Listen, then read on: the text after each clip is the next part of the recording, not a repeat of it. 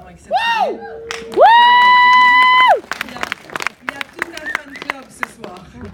Gabriel Dayan, qui est en première année de médecine, et je vous dirais que ça fait déjà plusieurs années qu'il pratique, entre guillemets, la médecine et les laboratoires de recherche, vu son jeune âge, et il va tout vous expliquer ça. Alors Gabriel, à toi la parole, merci.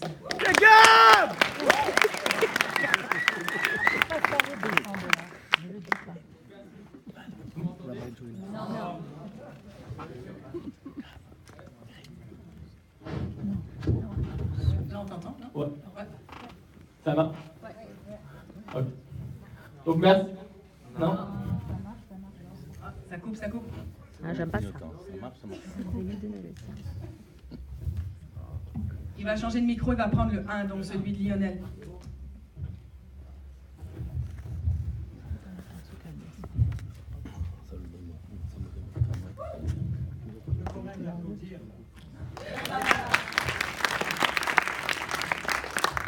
Donc merci beaucoup. En fait, j'aimerais commencer par une petite expérience. Alors je vais demander à tout le monde de se lever. Tout le monde debout. Ok, maintenant, tous les hommes, je vais vous demander de mettre vos mains comme ça, ensemble. Parfait. Les femmes, les mains séparées. Merci. Mais maintenant, très important, souriez. Vous savez, j'ai appris cette semaine en médecine que sourire, c'est très très bon pour la santé, donc c'est important pour cette expérience. Souriez.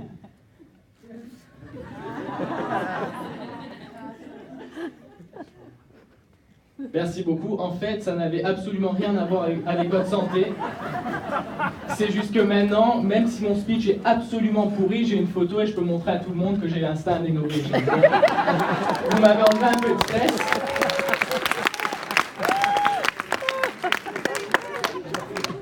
On m'a demandé de venir ici pour vous parler de deux choses. Un, mon parcours, mais deux, de donner conseil aux jeunes, et j'en vois dans la salle, de comment entreprendre de grands projets dès un jeune âge. Donc mon histoire. Premièrement, une personne sur deux va développer un cancer au cours de leur vie. Lorsque j'avais 14 ans, le cancer a touché un membre de ma famille. Grâce à Dieu, cette histoire s'est bien terminée dans ma famille, mais j'étais bien au courant que dans la majorité des cas, ça ne se passe pas comme ça. Et pour cette raison, à l'âge de 14 ans, j'ai décidé de m'attaquer au cancer. J'ai décidé que j'allais trouver une façon de le tuer. Alors, j'ai commencé par faire de la recherche sur Internet pour juste comprendre c'est quoi le cancer. Après quelques mois, j'avais une nouvelle théorie pour traiter le cancer avec l'immunothérapie. J'ai présenté cette théorie à Dr Haddad, que vous allez rencontrer tout à l'heure. Il a bien aimé, et depuis, c'est un projet dans son laboratoire auquel j'ai la chance de participer. Donc, vous voulez savoir c'est quoi le projet? J'en doute pas que vous voulez tous connaître les petits détails de la biologie moléculaire, des interactions entre les lymphocytes et les cellules cancéreuses, et vous voulez connaître la différenciation hématopoïétique des cellules T. Mais apparemment, j'ai une limite de temps, alors si ça vous dérange pas, bien sûr, on va garder ça short and sweet. Quand j'avais 14 ans, je me suis posé une question très très simple. Pourquoi est-ce que le système immunitaire, il nous défend des virus et des bactéries, mais pas du cancer?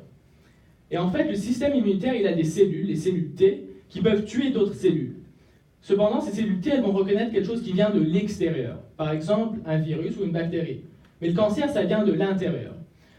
Donc, ce qu'on essaye de faire dans ce projet, c'est de donner à ces cellules T un nouveau récepteur. C'est un peu comme un détecteur de métal qu'on donne à la cellule, qui lui permet de détecter le cancer.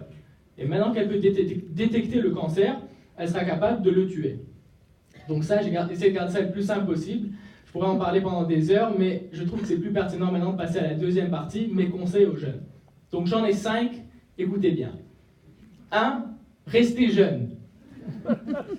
Les jeunes, on a beaucoup d'ambition, on a de grands rêves. Vous voyez, il y a deux façons de voir les choses. On peut voir notre but, ce qu'on rêve atteindre, ou on peut voir les obstacles en chemin qui nous empêchent d'y arriver.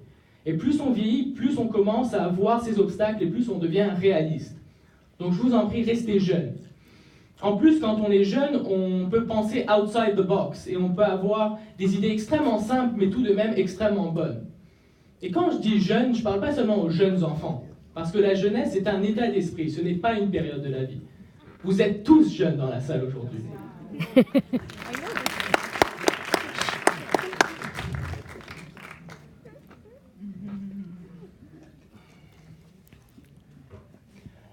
si vous avez un rêve et il paraît loin, par exemple, trouver un traitement pour le cancer, continuez, foncez, c'est jamais impossible. Maintenant, 2. Et le deuxième, c'est en fait un trait des séfarades. Les séfarades, on est persistant et on est résilient. Soyons honnêtes, parfois c'est même un peu chiant. No is never an option. Lorsque j'ai commencé à penser à ce traitement hypothétique, j'ai parlé à plusieurs personnes. Et plusieurs m'ont découragé, m'ont dit que c'était pas possible, t'es trop jeune, t'es trop naïf. Mais j'ai toujours gardé la tête haute. Plusieurs chercheurs m'ont fermé la porte avant Dr Haddad. Mais il ne faut jamais avoir peur de l'échec. Lorsque quelqu'un vous dit c'est pas possible, ça n'a jamais été fait, répondez tant mieux. Ça sera moi le premier. J'étais très persistant. Et je continuais tous les soirs à faire des recherches sur l'internet. Et très souvent le soir, j'allais même dans la chambre de mes parents pour leur raconter mes nouvelles découvertes. Ma mère, je pourrais lui raconter n'importe quoi et elle serait émerveillée. Mais à minuit et demi, mon père, il faut laisser dormir. Vous pouvez donc comprendre qu'après quelques mois, il commençait à me dire « Tu peux pas trouver un autre projet comme faire un volcan ou quelque autre chose ?» Une fois, il m'a même dit « Tu me fais chier, sors d'ici !» Comme j'ai dit, la persistance des séfarades, elle peut être un peu chiante. Mais utilisez-la quand même. Dr Haddad, il a un horaire très chargé. Au début, il n'avait pas vraiment le temps pour me rencontrer, mais pendant plusieurs semaines, j'ai continué à lui envoyer plusieurs courriels. Et finalement, un mercredi soir, j'étais dans mon lit et je reçois un email de sa part. Viens tout de suite me rencontrer. Donc je sors du lit, je vais dans la chambre de mes parents. Mon père me regarde et me dit « J'espère que tu ne vas pas nous parler de ce projet encore. » Je lui dis « Non, mais j'ai besoin que tu sortes du lit et que tu m'emmènes quelque part. » Vous pouvez imaginer son regard. Et encore plus, vous pouvez imaginer la réaction de ma mère qui lui dit « Vite, lève-toi et emmène-moi. » Lors de notre meeting, Dr Haddad m'a expliqué tout de suite que le projet n'était pas possible d'un point de vue technique. Je lui ai proposé une solution alternative. Il a bien aimé et ce fut le début de notre collaboration. Vous savez, il y a beaucoup de personnes qui pensent que pour réussir lorsqu'on est jeune, il faut être un génie. Mais pas du tout. Moi, je suis vraiment loin d'être un génie. Mon secret, c'est juste que je travaille fort. Un génie, ça serait plus comme mon frère Eric. Lui, toute la journée, il est sur le Xbox, il joue à Fortnite comme ça. Moi, j'étudie. Après, il rentre à la maison, il a des meilleures notes que moi. Mais malheureusement, on ne peut pas tous être comme ça. Cependant, on a tous la capacité de travailler fort. Et travailler fort, ça marche à tous les coups. 3. Demandez de l'aide. Il n'y a aucune honte et c'est votre meilleur outil. Le secret du succès, ce qui rend une personne intelligente, c'est pas de bien réussir un examen. C'est de reconnaître ses forces et ses faiblesses. Et avec ça, on peut avancer.